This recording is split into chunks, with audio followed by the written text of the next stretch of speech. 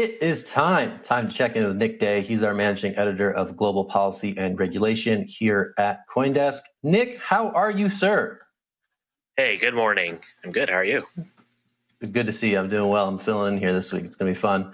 Let's chat about this Fed accounts thing with Avanti, Kraken, and potentially others. Give us the TLDR on that. What's going on? Yeah, so a number of traditional banks are kind of opposed to the idea of, let's call them, new types of chartered financial institutions, i.e. crypto banks or crypto companies that are seeking to become like banks from getting access to the Fed's master accounts. It's been, it's kind of the old versus new story with the crypto angle here. Crypto companies want these Fed accounts because it gives them access to, certain privileges and certain tools that traditional banks have that crypto companies have traditionally been locked out of, especially exchanges that, have lacked banking partnerships to facilitate transactions or to, conduct their operations. So we've seen this kind of play out over the last several months. The Fed's even put out a request for a comment on, giving access to master accounts to some crypto companies. And, now bank institutions and bank organizations are saying, this is a bad idea. It's a bit of a risk. So what's been the reaction from the crypto community? Are they looking at this and saying, hey, guys, why are we selling out? Or are they saying, oh, wow, look at that. Washington's finally paying attention to us. We should be part of the system and not revolt against it as originally planned?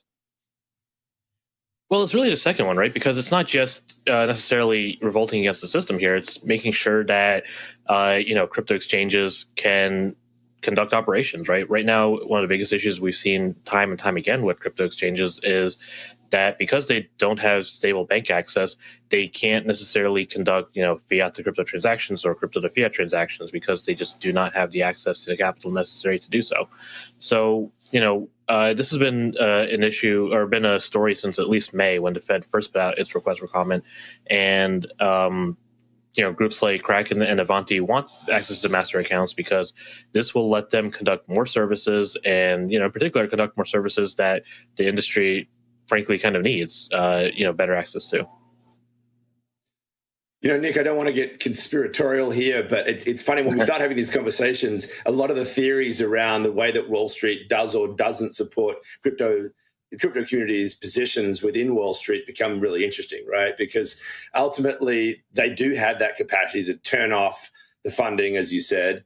And the one thing they probably really care about is being competed out of business by these new players. And this is a realm in which they directly do so.